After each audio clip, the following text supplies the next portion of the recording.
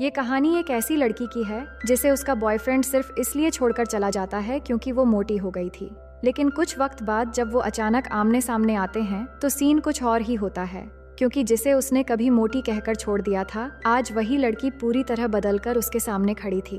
तो कहानी की शुरुआत होती है रूस के एक खूबसूरत शहर से, जहां हम आन्या नाम की एक चुलबुली लड़की को देखते हैं जो अपने बॉयफ्रेंड जेनिया के साथ रहती है। जेनिया प्रोफेशनली एक बॉडी बिल्डर है और साथ ही एक स्विमिंग कोच भी, मतलब फिटनेस के मामले में बिल्कुल परफेक्ट। वहीं आन्या एक बेकरी में काम करती है, और बेकरी में काम करना मतलब हर वक्त खाने पीने का सामान सामने ही रहता है। जब ये दोनों पहली बार मिले थे तब आन्या बिल्कुल परफेक्ट और फिट थी, लेकिन कुछ ही महीनों में उसका वजन इतना बढ़ गया कि अब वो खुद परेशान होने लगी है। पुराने ड्रेस उसे फिट नहीं आते और वो फिट रहती भी कैसे। हर रोज तरह तरह के केक और स्वादिष्ट चीजें आंखों के सामने देखकर कोई खुद को कैसे रोक सकता है। खैर, एक दिन दोनों को किसी दोस्त की शादी का इनविटेशन मिलता है और आन्या अपने पुराने कपड़े पहनने की कोशिश करती है, लेकिन कपड़ों का भी अपना एक साइज होता है। एक तो चढ़ते नहीं, और जो किसी तरह चढ़ जाते हैं वो मोटे शरीर के दबाव में शहीद हो जाते हैं। वो खुद को दिलासा देती है कि कोई ध्यान नहीं देगा, लेकिन सच ये था कि वो पहले से कहीं ज्यादा भारी हो चुकी थी। जेनिया भी खासकर इस मामले में चुप ही रहता है, क्योंकि उसे पता है कि किसी भी लड़की को मोटी कहलाना अच्छी बात नहीं है। बहुत सारे ड्रेस को शहीद करने के बाद आन्या एक ठीक ठाक ड्रेस पहनकर तैयार हो जाती है, पर जेनिया जैसे ही उसे उस ड्रेस में देखता है उसकी मुस्कान गायब हो जाती है। शादी में सारे फिटनेस वाले लोग होंगे, जिससे आन्या उसके साथ ऑकवर्ड लगेगी, पर वो कुछ डायरेक्ट कहे बिना हिंट देने लगता है कि तुम घर पर ही आराम करो, मुझे बाहर थोड़ा काम भी है तो मैं जल्दी वापस आ जाऊंगा। आन्या भी ज्यादा बहस नहीं करती और उसे प्यार से किस करती है और फिर वो निकल जाता है। इसके बाद आन्या एक कंफर्टेबल ड्रेस पहनती है और अपना वजन चेक करने पर पता चलता है कि वो 76 किलो तक पहुंच चुकी है। अब उसकी आदत है कि वजन बढ़े तो एक पॉजिटिव मंत्र बोलो, फिर एक गिलास पानी पियो और फिर वही ऑयली चीजें बनाकर खाना शुरू कर दो। इस बीच स्क्रॉल करते करते उसे जेनिया और उसके दोस्तों की शादी वाली तस्वीरें दिखती हैं। ग्रुप फोटो में सभी लड़कियां स्लिम फिट दिखती हैं और वो खुद को उनसे कंपेयर करने लगती है। तभी उसे एक वीडियो दिखता है जिसमें एक लड़की जिसका नाम क्रिस्टीना है वो जेनिया को किस कर रही है, और ये देखते ही वो तुरंत तैयार होकर शादी में जाने के लिए निकल जाती है। अपनी बेस्ट फ्रेंड नताशा को फोन करती है कि जल्दी आकर मुझे छोड़ दो। नताशा आते ही नोटिस करती है कि आन्या तो सच में बहुत ही ज्यादा मोटी हो चुकी है, पर उसके लिए वो आज भी उसी तरह प्यारी और खूबसूरत है। वो कहती है, अपने शरीर पर भरोसा रखो, तुम आज भी बॉम्ब जैसी लगती हो। इसके बाद जल्दी शादी में पहुंचकर आन्या देखती है कि जेनिया क्रिस्टीना के साथ डांस कर रहा है और कुछ ज्यादा ही करीब हो रहा है। ये देखकर आन्या का खून खौलता है और वो सीधे उनके बीच जा पहुंचती है। जेनिया चौंकता है पर डांस करना बंद नहीं करता और क्रिस्टीना गुस्से में चली जाती है। थोड़ी देर बाद दोनों बैठते हैं और आन्या खाना शुरू करती है, जिस दौरान वो पूछती है कि तुम उसके साथ इतने करीब होकर क्यों डांस कर रहे थे। जेनिया पहले गोल गोल जवाब देता है कि वो सिर्फ डांस कर रहे थे, लेकिन जब आन्या थोड़ा गुस्सा होती है तो वो भी भड़क जाता है और साफ कह देता है कि अब मुझे तुम्हें देखकर प्यार नहीं आता, तुम बस खाना खाती रहती हो और मेरे लिए एक मोटी बोझ बन गई हो। ये सुनकर आन्या का चेहरा उतर जाता है, लेकिन तभी शादी का नया जोड़ा उनके पास आ जाता है और आन्या को देखकर दुल्हन पूछ लेती है कि क्या तुम प्रेग्नेंट हो। ये सुनकर आन्या और दुखी हो जाती है। फिर पार्टी खत्म होने से पहले ही जेनिया उसे गुड बाय कहता है और वहीं छोड़कर चला जाता है। अगले सीन में आन्या बस में बैठी अपनी माँ के घर जा रही होती है और बहुत ही ज्यादा रोती है, क्योंकि अब उसके वजन की वजह से उसका बॉयफ्रेंड भी जा चुका था। घर पहुंचती है तो माँ किसी आदमी से बात कर रही होती है। उस आदमी का नाम स्तास होता है, जो माहौल समझकर ज्यादा बात किए बिना चला जाता है। आन्या रोते हुए बताती है कि उसके मोटापे की वजह से उसका रिश्ता टूट गया है। माँ कहती है कि तुम मोटी नहीं हो, बस तुम्हारी हड्डियाँ थोड़ी बड़ी हो गई हैं। अगली सुबह नताशा का फोन आता है और वो आन्या को अपने घर बुलाती है। बालकनी में दोनों बैठकर बातें करती हैं और आन्या को पता चलता है कि जेनिया रात को उसका सारा सामान लाकर वहीं छोड़ गया था। नताशा कहती है कि वो और उसका हस्बैंड दीमास आन्या को कुछ दिन यहाँ रहने देंगे, लेकिन आन्या को किसी बात का असर ही नहीं होता। वो बस रोना चाहती है। दीमास भी उसे समझाता है कि आन्या इस शहर की सबसे हॉट लड़की है, लेकिन आन्या की दुनिया में अब इस बात की कोई वैल्यू नहीं है। अगली सुबह नताशा उसके पास आती है और उसे अपनी एक दोस्त की कहानी सुनाती है, जिसे उसके बॉयफ्रेंड ने मोटापे की वजह से छोड़ दिया था, लेकिन उस लड़की ने रोने के बजाय जिम ज्वाइन किया और सिर्फ 1 महीने में स्लिम दिखने लगी। आन्या कहती है कि मेरे पास तो जिम के भी पैसे नहीं हैं, तो नताशा एक शातिर आइडिया देती है कि हर जिम में 1 हफ्ते का फ्री ट्रायल मिलता है, तू हर जिम जाकर फ्री में वर्कआउट कर ले। अगली सुबह आन्या अपने पॉजिटिव मंत्र बोलती है, पानी पीती है और जिंदगी में पहली बार जिम पहुंचती है। मशीनें उसे स्पेसशिप जैसी लगती हैं। ट्रेडमिल से 2-3 बार गिर भी पड़ती है पर मेहनत जारी रखती है। लेकिन फिर 1 घंटे बाद ही रेस्टोरेंट में सीधे 2 लोगों जितना खाना खाने लगती है। नताशा जो वहीं जॉब करती थी उसका खाना छीन कर ले जाती है और गुस्से में कहती है कि थोड़ा तो कंट्रोल रखो, इससे ज्यादा वजन बढ़ेगा तो मोटी भैंस बन जाओगी। आन्या कहती है कि इतना ज्यादा वजन वो कैसे घटाएगी और जिम के बाद तो और ज्यादा भूख लग जाती है। घर आकर वो रात को अपने शरीर पर मॉइस्चराइजर लगाती है और प्लास्टिक रैप लपेट लेती है। उसे लगता है इससे वजन घट जाएगा, पर साथ में चिप्स खाती रहती है और थोड़ी देर बाद चोरी छिपे फ्रिज से कुछ खाने पीने का सामान निकालने जाती है। तभी नताशा उसे पकड़ लेती है तो उसे वापस सब कुछ रखना पड़ता है। अगले दिन वो ठान लेती है कि आज कुछ भी अनहेल्दी नहीं खाएगी, लेकिन वो बेकरी में काम करती है जहाँ हर तरफ तो खुशबू ही खुशबू होती है। केक सजाते वक्त गलती से उंगली पर लगी आइसक्रीम टेस्ट कर लेती है और वो खुद को रोक नहीं पाती। फिर भी बहुत ट्राई करती है कि केक नहीं खाएगी, इसलिए कुछ देर तक सिर्फ पानी और ड्रिंक पीती है। ऐसा लग रहा था कि वो केक उसे कह रहा हो खा ले मुझे, और आखिरकार हार मानकर पूरा केक खा जाती है। अब उसे समझ आने लगता है कि ये सिर्फ कभी कभार ज्यादा खा लेने वाली बात नहीं है, कुछ तो ऐसी आदत है जो उसके कंट्रोल से बाहर हो चुकी है। इसलिए वो खाने की लत वाले लोगों के लिए एक सेल्फ हेल्प ग्रुप ढूंढती है और उनकी मीटिंग में पहुंच जाती है। कमरे में ज्यादातर औरतें होती हैं और सिर्फ एक अकेला लड़का होता है जिसका नाम कोलिया है। मीटिंग शुरू होती है तो आन्या अपना नाम बदलकर कहती है कि उसे कोई ईटिंग प्रॉब्लम नहीं है। वो खुद को जर्नलिस्ट बताती है और कहती है कि मैं बस इस टॉपिक पर आर्टिकल लिखने आई हूँ। ग्रुप की बाकी औरतें भी अपनी हालत को इतना हल्के में लेती हैं कि मानो उन्हें कोई प्रॉब्लम ही नहीं है। तभी कोलिया ताली बजाकर खड़ा होता है और सीधा कह देता है कि यहाँ हम सब मोटे हैं, हमें हर कोई देखकर मोटा हाथी या मोटी अम्मा ही कहेगा। और आन्या की तरफ इशारा करता है कि तुम्हारा जर्नलिस्ट वाला बहाना भी झूठ है, हम सब जैसे भी हैं, पहले खुद को एक्सेप्ट करना होगा, जिसके बाद ही सॉल्यूशन मिलेगा। ये सुनकर आन्या तेजी से एक फोन कॉल का नाटक करती है और बाहर निकल जाती है, लेकिन कोलिया वहाँ नहीं रुकता।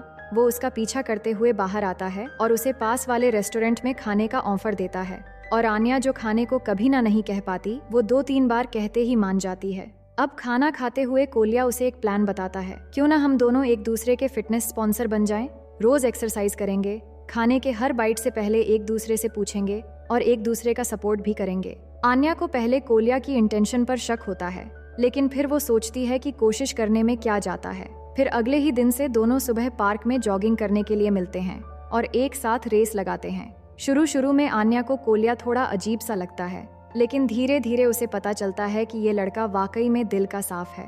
वो खुद को लेकर कभी शर्मिंदा नहीं होता और ना ही कोई दिखावा करता है। आन्या के लिए ये सब नया होता है और उसे कोलिया की कंपनी पसंद आने लगती है। वो दोनों हर खाने से पहले एक दूसरे को फोन करते हैं और इसी तरह धीरे धीरे आन्या का वजन कम होने लगता है। जब भी वो बेचैन होने लगती है तो कोलिया उसे अपने तरीके से संभालता है। एक्सरसाइज के बाद दोनों अक्सर जोर से चिल्लाते हैं ताकि दिल का सारा स्ट्रेस हवा में उड़ जाए। पर अंदर ही अंदर कोलिया थोड़ा दुखी भी रहता है, क्योंकि आन्या के दिल में अब भी एक ही चीज अटकी है और वो है जेनिया से एक वैलिडेशन। और ये बात कोलिया को थोड़ी जलन भी देती है। 1.5 महीने बाद आन्या पूरे 10 किलो कम कर लेती है और अब वो जेनिया से आमने सामने मिलने का फैसला करती है। वो नया स्विमसूट खरीदती है और पूल में जाकर अचानक जेनिया से टकरा जाने का ड्रामा करती है। जेनिया उसे देखता ही रह जाता है क्योंकि वो काफी बदल चुकी थी। दोनों थोड़ी देर बात करते हैं और आन्या उसे स्विमिंग सिखाने के लिए कहती है क्योंकि वो यहाँ का स्विमिंग कोच है। दोनों पूल में उतरते हैं और इस बहाने कुछ वक्त साथ बिताने लगते हैं। लेकिन तभी वहाँ क्रिस्टीना आ जाती है और खुद को जेनिया की गर्लफ्रेंड कहकर इंट्रो देती है। उसे देखकर आन्या का कॉन्फिडेंस फिर से हिल जाता है, क्योंकि अभी भी क्रिस्टीना जैसी परफेक्ट स्लिम बॉडी उसकी नहीं थी और जेनिया को देखकर लग रहा था कि वो क्रिस्टीना को पसंद करता है। अब स्ट्रेस हल्का करने के लिए वो रात भर पार्टी करती है और इतना पीती है कि खुद की पहचान भी भूल जाती है। अगली सुबह उसकी आंख कोलिया के बेड पर खुलती है। वो डर जाती है क्योंकि उसके सारे कपड़े सामने सूखने के लिए रखे हुए थे। वो फौरन ड्रेस पहनती है और तभी कोलिया उसके लिए कॉफी लेकर रूम में आता है। वो तुरंत साफ कह देता है कि मैंने तुम्हारी तरफ देखा भी नहीं, तुम्हारी हालत खराब थी और मैं बस तुम्हें बचाने आया था। फ्लैशबैक में दिखाया जाता है कि नशे में वो किसी अजनबी के साथ जाने ही वाली थी, लेकिन सही वक्त पर कोलिया वहां पहुंचा और उसे छुड़ाते हुए खुद भी पिट गया। अब इस अजीब सुबह के बाद आन्या अपनी माँ के घर जाती है और सब सच बता देती है। उसकी माँ समझाती है कि उसके अंदर एक पुराना घाव है। बचपन में उसके पिता उसे छोड़कर चले गए थे और इसी चीज ने आन्या के अंदर एक सिकनेस पैदा कर दी है। इसलिए वो जेनिया के रिजेक्शन पर आज भी उससे वैलिडेशन ढूंढ रही है। ये बात आन्या को अंदर तक छू जाती है और वो अपने पापा से एक बार मिलने का फैसला करती है। अगले दिन कोलिया अपनी कार में उसे उसके पिता सरगेई से मिलाने ले जाता है। रास्ता काफी लंबा होता है, जिस दौरान कोलिया बार बार कोशिश करता है कि आन्या उसे समझे। वो दिखाता है कि वो उसे पसंद करता है, पर आन्या उसे नोटिस ही नहीं करती, बल्कि उसे एक बेस्ट फ्रेंड की तरह समझती है। आखिरकार वो सरगेई के घर पहुंचते हैं, जहां वो एक वुडन हाउस में एक औरत के साथ रहता है। आन्या अपने पिता को अपनी पहचान बताती है और उनसे पूछती है, आपने कभी मेरी जिंदगी में शामिल होने की कोशिश क्यों नहीं की? सरगेई जवाब देता है कि वो एक बार उसके बर्थडे पर गिफ्ट लेकर गया था, लेकिन आन्या ने खिड़की से उसे मिडिल फिंगर दिखा दी थी। ये देखकर वो वापस आ गया और पुरानी जिंदगी से मूव ऑन करने का फैसला कर लिया।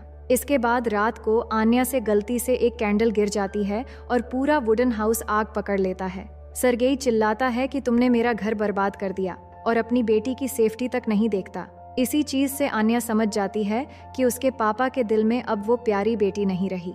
इसके बाद दोनों तुरंत वहां से वापस लौट आते हैं। कोलिया पूरे सेफ्टी के साथ उसे उसकी माँ के घर छोड़ता है और जाने से पहले आन्या उसकी नाक पर एक हल्की सी किस कर देती है। कोलिया की खुशी का ठिकाना नहीं रहता। वो जैसे हवा में तैरने लगता है और समझने लगता है कि शायद आन्या भी उसे पसंद करने लगी है। वापस लौटते समय वो अपनी घड़ी बेचकर आन्या के लिए फ्लावर्स खरीदता है और आन्या से अपने दिल की बात करने का फैसला करता है। उधर जेनिया भी अचानक आन्या से मिलने घर आ जाता है। दोनों बात करते हैं कि एक दूसरे से दूर रहना शायद दोनों को ही परेशान कर रहा है। फिर जेनिया धीरे से करीब आता है और आन्या भी पलटकर उसे किस करने लगती है और दोनों इस पल में खो जाते हैं। इसी दौरान कोलिया जब फूल लेकर लौटता है तो उन दोनों को साथ देखकर उसका दिल टूट जाता है और अपने दिल की बात दिल में ही रखकर चुपचाप चला जाता है। अगली सुबह आन्या की आंख जेनिया के पास खुलती है। वो मुस्कुराकर कहता है, तुम अब पहले से बहुत बेहतर दिख रही हो और उम्मीद करता हूँ कि हमेशा ऐसे ही रहने की कोशिश करोगी। ये सुनकर आन्या की आंख खुल जाती है। वो ऐसा रिश्ता नहीं चाहती जिसमें हर वक्त डर हो कि सामने वाला सिर्फ उसके बेहतर दिखने पर ही प्यार करे। इस बात पर दोनों में फिर से बहस हो जाती है और जेनिया गुस्सा करके इस बार हमेशा के लिए चला जाता है। आन्या फिर से एक बार टूट जाती है। उसकी माँ भी उसे समझाती है कि जेनिया को भूल जाओ, वो सिर्फ तुम्हारी बाहरी खूबसूरती को पसंद करता था। पर वो बेचैन हो जाती है और शाम को कोलिया के पास जाती है क्योंकि उसे एक दोस्त की जरूरत थी।